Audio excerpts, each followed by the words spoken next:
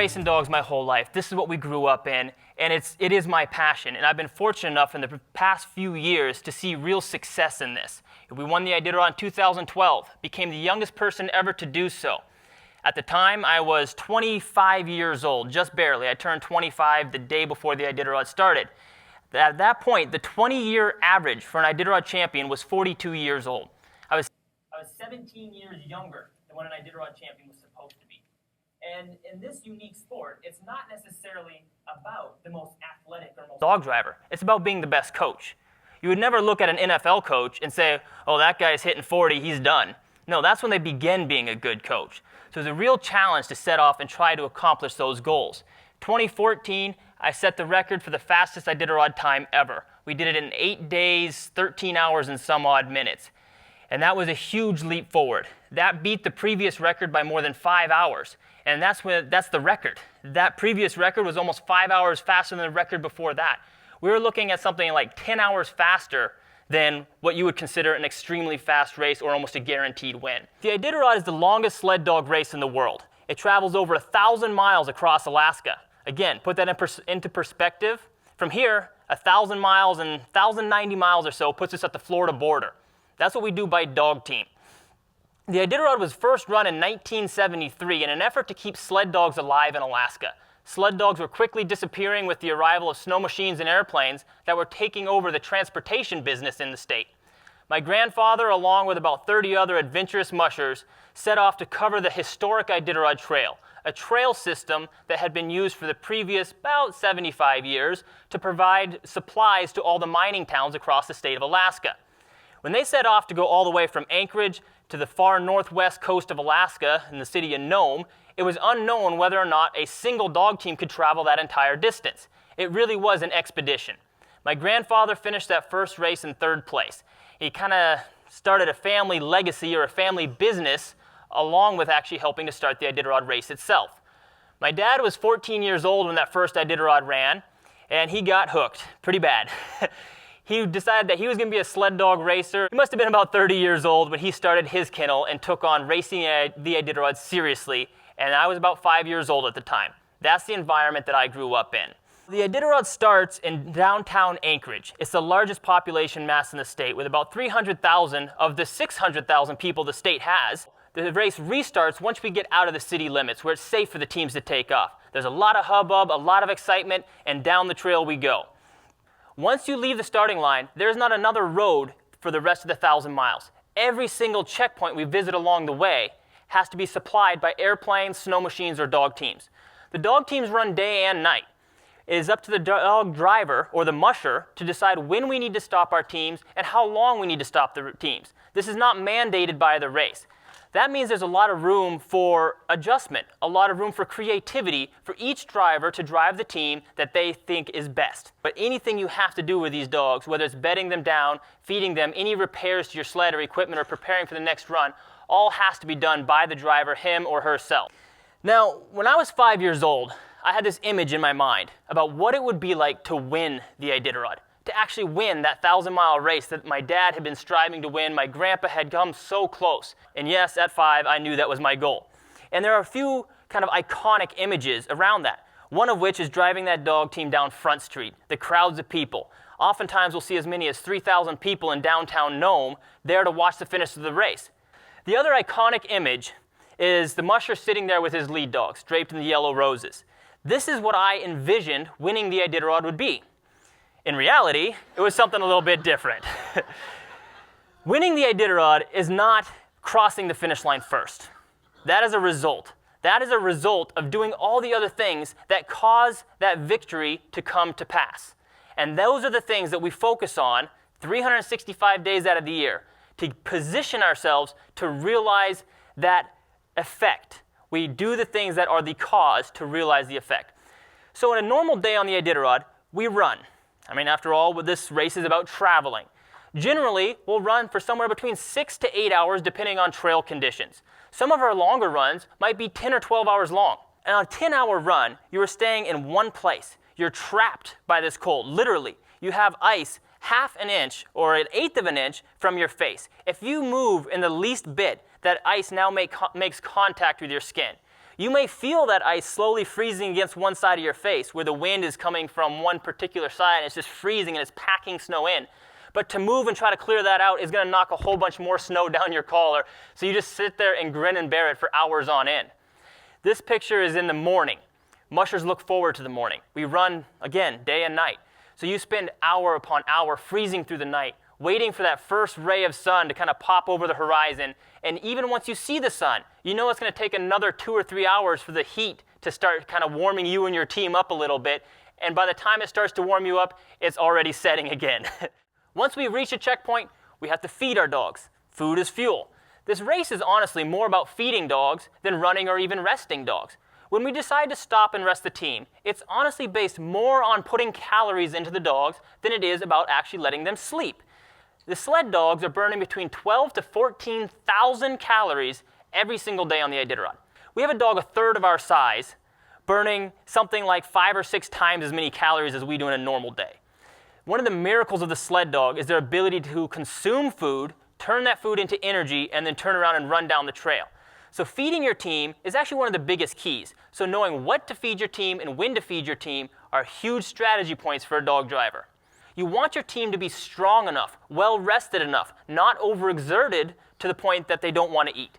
So first of all, when you're running your team, the key is not to wear them down to where they're really tired and they're going to really use this next rest. The key is never to bring them to that point where they're going to get tired. I want to keep my team well enough rested that eating is always a higher priority than sleeping. So after a 10-hour run, which is a pretty long run, they need to be more interested in eating food when they get to that checkpoint than curling up and going to sleep. One of the key things is not necessarily that you fix every problem for the dogs, but that they know you are aware. For these dogs, I am their segue to the whole outside world. I am the one person in the world that is their connection to health, to food, to security, and everything else. And if I am not fully fulfilling that position, that leaves them with questions or doubts. And even though I know what's going on, even though I know what the delay for, let's say, the food coming to the table for them is, if I know, okay, I'm waiting for the hot water to melt so that we can feed them, they don't necessarily know that. Once the dogs are sleeping and I've got them all massaged and kind of patted down, we do a little aerobic exercise with the dogs each time. Well, that's the wrong word for it, but a stretch pretty much after each run, where I extend each arm, compress each shoulder, flex the wrists, kind of feel down all the legs and forearms, making sure there's no hot spots indicating a sore or swollen muscle. When the dogs are running, we're constantly analyzing their gaits to see if there's even the slightest change in the dog's gait or a different gait in this particular condition than those dogs generally use. And obviously you have to have past information to make that decision. So once we get the dogs all patted down and resting, they're going to sleep for a couple hours, but now it's my time to get prepared for the next run. The dogs are going to sleep generally 8 to 10 hours each day on the Iditarod. The musher is going to sleep probably 2 30 to 40-minute naps. So we're looking at an hour to an hour and 20 minutes of rest each day for the mushers. This is the real endurance part of this race. To survive and thrive on this trail, you have to have a team that's working as a team, that's communicating. That is a very, very large factor here. Here's a team that's not exactly communicating. The dog that's in front isn't actually the lead dog in this picture. The lead dog's back in the middle of the team here. But that guy, the one with the one booty on, he actually is going the correct way. You got dogs halfway through the team, they think they need to keep going down the river rather than hitting the bank. Now, I'm not even sure which way the musher's trying to go in this particular instance, but I do know in these conditions, we can't exactly just stop and steer the dogs, because he's on glare ice, and the dog team, especially when they're all pulling in the same direction, is very, very hard to stop. So you have to rely on your lead dogs to take those commands. You could be going into that water hole rather than around it. If you have a team working all in the same direction, you can accomplish some pretty amazing stuff. We're traveling up a mountain, up an avalanche chute, and eventually we got to a point where I had to lift each dog over my head, set them on the trail because there was about a 6-foot gap between where the avalanche wiped everything out and the trail. This is the type of stuff you can do. I have seen it been done. I have done this stuff. This is something that my grandfather was famous for, was training the best lead dogs and the best teams in the world. So it's something that we had the exposure to know it was possible. And that has always been my pursuit. My greatest passion in training sled dogs has been training lead dogs. Lead dogs that have so much trust in their driver that they will do absolutely anything for you. Here's a perfect example of a dog team that does not trust their musher. we have a little trickle of water. And you see the dogs right behind the musher have their all 4 paws absolutely dug in. They're not going 1 more inch. Even though it appears to be a pretty small situation, but at 50 below, water is a pretty big problem out there. But it's regardless. The dogs don't trust their leader. And this image, this is actually my dad, his lead dogs approached this water that's clearly a lot deeper, and he told them, let's go straight across. And they believed him. And sure enough, the team goes straight across, and a massive river that's open up here is not a big deal.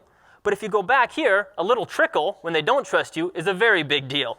Now your musher has completely soaking wet feet because of a little trickle that's not more than 4 inches deep. Here, my dad is trying his best to keep his feet above the water. I think he did fail minorly in that goal, but still there's a certain amount of pride when you can drive a dog team across open water like that. A knack for understanding what sled dogs are thinking. And part of it is, before I ever started training sled dogs, I was trained by sled dogs. This is actually my daughter here. When I grew up in a very similar fashion. You know, I'd be out taking care of dogs, and I took so many naps in dog houses that I've lost count. My job was to pull all the straw out of the dog's house and give them fresh bedding. Because before you can ever train a dog, you have to learn how to care for them. They have to know from that very earliest phase that we're here to take care of them. When I was 16 years old, I ran my first pro race, a 300-mile race kind of out west in Alaska. My dad and I each went out to this race. He took the varsity squad, the top 14 dogs. I took the JV squad. We went out there and with a well-prepared team. That was the key at this point, was build a big team, prepare a monstrous dog team, and then go race in the races. We went out there and did a 300-mile race, and I raced. I was good at understanding dogs. I had grown up in the dog houses. I had been raised by dogs. I was like Mowgli. I ran my first pro race, and I finished 4th by 1 minute. Another musher beat me for 3rd place by 1 minute, a $3,000 difference in purse. I was 16. I beat, 13 mushers in that race. Either had already or in the next 3 years became top 5 finishers in the Iditarod, an extremely competitive race. I beat my dad in the varsity squad by 20 minutes. I finished with a 5-dog team, which was the smallest team you could legally finish the race with. And how races work, if you get a dog that's sore or tired, you can leave them behind at any checkpoint. Or the most common reason a dog is left behind at a checkpoint is they do great, they get to the checkpoint, but then sleeping was a higher priority than eating, and they curl up to sleep. And without consuming the necessary food, they're not allowed to or able to continue running down the trail. And at the time, I thought this was the perfect race. We built a big team, we went to the race, we raced really hard, we finished with 0 fuel. I ran the last 20 miles of that race in front of the sled, actually pulling with the dogs. I gained a reputation in that race for being one of the hardest working mushers on the trail. It didn't hurt that at that point I had just won nationals in Olympic-style wrestling. I became the first Alaskan to do so. I was in good shape. And like I said, I beat my dad in the varsity squad by 20 minutes. At this point, in racing and in my mind, and I'd say racing as a whole, the entire sport, this was viewed as the perfect race. Finishing with 0 fuel left in the tank. Knowing your team well enough to know exactly how much fuel and how hard you could push and still be able to reach the finish line. But there's some problems with that style. This is, I guess, the best image I could find for this. But you see this team here, and this is not a 5-dog team, but this is a team racing in that style, where a lot of the dogs, like look at the dog in the middle of that team, the one by himself, the light-colored one. This guy here is putting more pressure on the neckline than pulling on the tug line. This dog is not really helping the team. And when you race dogs in this style of racing the Iditarod, what ends up happening is the dogs take matters into their own hands, or paws as the case may be, and they're going to decide that if we're going to push this hard, I'm going to decide when I feel like pulling and when I don't feel like pulling, because you're setting too high of a bar for a lot of these athletes. Now in 2009, my wife and I decided to start racing the Iditarod competitively. I wanted to become the youngest person ever to win the Iditarod, which gave us only 4 years, or 4 Iditarods. We will operate on more of a fiscal calendar here. We gave us 4 Iditarods to accomplish that goal. So the dogs that I was able to procure for that 2009 Iditarod were later kindly referred to as the Scrubs. They were the biggest mixed match group of dogs you could possibly imagine. I had everybody from Guinness weighing in at about a whopping 37 pounds soaking wet, all the way up to Cessna hitting more about 70 to 75 pounds. We had huge variation in our team. We also had one consistent trait in our team, and that was every single dog on my team had failed in another kennel. and another normal training regimen. Every dog that comes up for sale is a dog that had effectively failed in that operation. In acquiring this team, we were able to get an entire team of dogs for about $17,000, which is pretty nominally priced. I bought a lot of them for my dad. He was more than happy to kind of get some of those dogs out of his kennel. They're a bit of a liability. We leased dogs from different places. We had every possible style. And again, the only consistent factor in these dogs is they'd all proven that they couldn't hang with the big boys. They couldn't race at that top level. So the first thing that I did is I went through the team and tried to figure out what has caused each of these dogs to fail in the past. We tried to look at it from their eyes. And what we saw is that doing the longer runs, the big long trips, the big hard pushes are the things that brought out the weaknesses in these dogs. Racing at my dad's level, where most of them had been, they had been expected to do 70 to 80 mile runs, recuperate in maybe 5 to 6 hours, and then get back on the trail again. We knocked it back to a sustainable pace. We brought it down and had to rebuild the dog's confidence. That was one of the hugest factors here.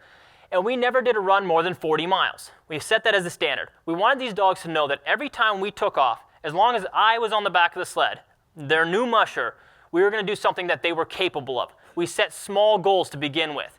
We also set a shorter rest time at 4 hours, and we did that 4-hour rest every single time. Every time we pulled into a checkpoint, the dogs knew what to expect. They knew what was going to come in the next couple hours. We started doing this routine, and we started focusing on building a sustainable training and racing style that wasn't about kind of playing on the dog's super athleticism qualities, because these dogs weren't the super athletes. These were the ones that had proven they couldn't hang. But we built a system that was based around their strengths, which was, at the end of the day, if you set a sustainable pace, they were still a sled dog, and they could still do it day after day after day after day out there. Long story short, we brought this team together, completely revamped their training and racing style, rather than focusing on setting a very high level of operation and hiring employees at $100 an hour to be able to operate at that high level, and then putting them in an environment where this is the standard, you either do it or get out. We set it up to say, this is the group we have to work with. How are we going to set them up to succeed in this environment?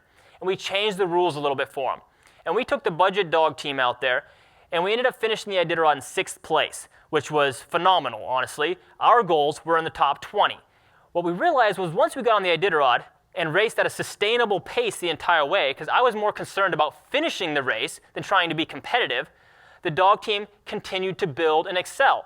And we saw greater speed in the team. Speed is our equivalent of income, by the way. We saw greater speed in the team because they knew what to expect. Each run they got up, and they weren't afraid of this being a run that was above their level. They knew what the run was going to be. They knew that I would stop before it was too long of a distance for them. In the checkpoints, they rested and ate and recuperated far more effectively because they knew our routine. And like many people, if we set our alarm clock at 6 a.m. every morning, we generally end up waking at 5:59, right? You know when that alarm's going to go off. Again, by building in that normal and consistent 4-hour stop, the dogs would pop up, well-rested and ready to rock and roll after that break. The routine was huge for these guys, and it paid off with huge dividends. My dad, racing his $250,000+ dog team that he's been honing for some 20+ years now, finished only 30 minutes ahead of us. And it definitely caught his attention, and he started reassessing how he was training and racing dogs. My realization was that our previous thought on racing dogs, the idea that a race was about going out there, building up the team, and then starting the race and pushing as hard as you can, was not the best way to do it. You could sustain a team. You could build a team over the course of the race. And we started working on this kind of theory of building a positive spiral, doing runs or workouts within the dog's capability level to where they were ready to eat and recuperate well when we stopped. After having a good rest and a good meal, they were ready to run at a higher level next time. After that next run was accomplished successfully, they again ate well. We started building this positive spiral where each success built on the previous success, rather than the negative spiral that most mushers had been operating on, where they would do a big challenging run, and the best 75% of the athletes in the team would eat well, the other 25% would be suffering or struggling, then they would usually get left behind because they just couldn't hold the pace. And then again, the dogs would be a little bit weaker on the next run, and it would appear to be a bigger challenge to them because they hadn't recuperated well. So the focus became around building that positive spiral in the team. Now, in 2012, after having continued to work on the same theory, I guess, for the past 3 years, we set off on our final chance to become the youngest person ever to win the Iditarod. The previous year, I had finished in 4th place, but I was about 6 hours behind the winning team. My team was still entirely comprised of dogs we had purchased from other kennels. And again, our budget was pretty limited. So we were picking up dogs wherever we could, and there was a few key traits that I was looking for. And the most important trait to me was not size, it wasn't even their gait, it wasn't their hair coat, it wasn't their design or anything like that. It was mental. I can work with a dog that's willing to work. First and foremost is that my team has to want to work for me. So far we've talked about what we can do for the team, and that's really important.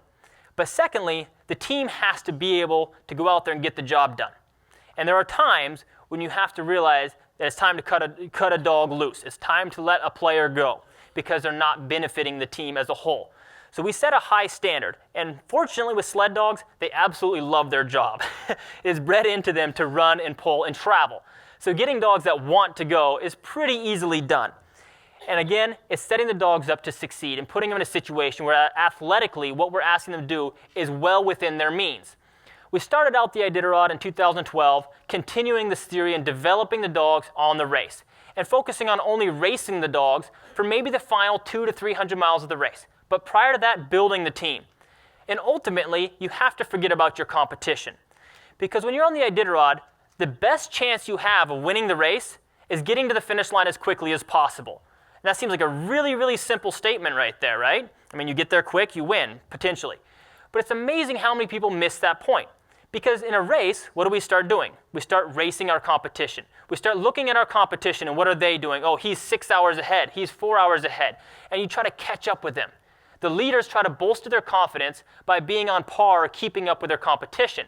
We had to let go of a lot of that. And that is a difficult thing to do. You have to look at your team, because your team is the only team that you have control over on the Iditarod. I have no control over trying to win the race. The only thing that I have control over is building my team. And by building my team, the result is we will win the race. So in the 2012 Iditarod, it was pretty easy to do that for the first 700 miles. Because I was in the middle of the pack, I had confidence that we were setting a good pace. We were within striking distance. I knew that it was possible for us to win the Iditarod. Not likely by a long shot, but we set out on a style that would give us an opportunity, and that's the best thing I could do for that team, was put them in a position where there was a chance they could win. And we had to do things differently so that if the market turned our way, we'd be in position. But it did not give us the majority chance by any shot. The only problem came along about 300 miles into the Iditarod when our style was working so well that I was actually in the lead of the race at 300 miles to go rather than being in position to catch up with 300 miles to go. That had been our plan. And all of a sudden, things started looking different because now we were actually in the lead. And there's a lot of media attention. For the first time, people were looking at us and saying, what is Dallas going to do? And the standard was when a musher broke and actually got into the front, they tried to make a run for it as hard as they could and get as much distance between them and second place as possible. And usually in the process of making that big push, inevitably they would weaken their team. And then the whole pack would catch up again, and then somebody else would break and try to get way out in front. And again, they would falter and the teams behind them would catch up. So we almost did that. And I remember it so clearly. I was coming into a checkpoint, and I was going to skip that checkpoint and go right to the next. It was actually my plan. It was the plan on my written schedule, was to kind of make these big moves and catch up with the front pack because I'd anticipated being well behind. And I remember getting into a checkpoint, and it just kind of occurred to me, why in the world would I do that? Why would I change the one thing that's been working so well the entire way? Only because that's how everybody before us had ever done it. But then again, if we were going to win the Iditarod, 17 years younger than the 20-year average, we were going to have to do some things a little bit differently. So that's when I decided, you know what, I honestly really don't care about winning the Iditarod, which is not true at all, by the way. But what I care about is building a team that is unstoppable. We're going to build a monster. We're going to see what's going to happen. I mean, heck, I'm 25 years old at this point. I have a huge, hopefully, a big, long career in front of us. The things we learn now can have so much impact 10 years down the road or 20 years down the road. So that was actually our decision at that point, is I'm going to build this team. I'm going to keep building them. We don't need to race these guys yet. And the result was, is we ended up playing a cat and mouse game with my other top competitor at that point, which was a lady named Allie Zirkle, one of the best dog drivers we've seen in many, many years. and she has kind of become our de facto rival. She's one of my best friends on the trail, but she came in second place 3 years in a row and was beat each of those years by either myself or my dad. So that kind of builds a rivalry when you do that. Anyway, we ended up playing a cat and mouse game all the way down the trail where I would outrun her team by 40 or 50 minutes on a 40 to 50 mile run. And then we'd get to the checkpoint, and I would give that time, instead of taking that time and trying to get another 40 or 50 minutes ahead of her on the next run, I stayed right with her. I stayed there as long as I could and gave my dogs as much rest as I could. And then on the next run, we'd outrun her by 5 minutes more, and then 10 minutes more. And we kept reinvesting that energy and that effort the dogs gave me into rest. And what I realized in the process of this is the best way to become unstoppable on the Iditarod is have the unstoppable team. So long as you have the unstoppable team, who's going to beat you? I mean, that's the definition of an unstoppable team, right? Or I should say an unbeatable team. So the object of our race became about building that team. And sure enough, it became the more simple way for me. It became the more clear way. Because when you have a 4-hour lead on your competition, that's great. That's really, really awesome. It's so nice having a 4-hour lead. Except for, it's really disposable. The first big storm that comes along and stops the entire race, your lead can disappear that fast because of reasons out of your control.